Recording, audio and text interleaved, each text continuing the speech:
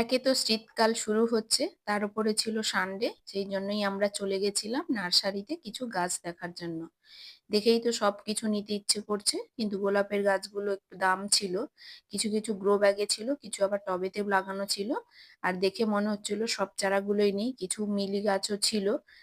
দেখে খুব ভালো লেগেছে, কিছু পাতাবাহার ছিল আর এখানে ছিল গাঁদা চারা কিছু কিছু। এই গাঁদা চারাগুলো ছোট ছোট গাঁদা, কিন্তু দেখতে খুব সুন্দর ছিল।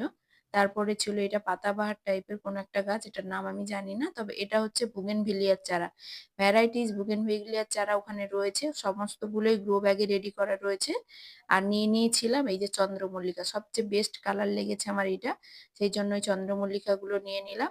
এটা আমার কাছ থেকে 80 টাকা নিয়ে নিয়েছে। আর এই গোলাপের চারাটাও 80 টাকা নিয়েছে, এটাও নিয়ে নিলাম। আর একটা বেস্ট গোলাপ নিয়েছিলাম, যেটা সাধারণত গোলাপের কালারই হয়, দেখতে খুব মিষ্টি। এই যে এটাই নিয়ে নিলাম, নিয়ে এসে বাড়িতে টবেও লাগিয়ে দিয়েছি।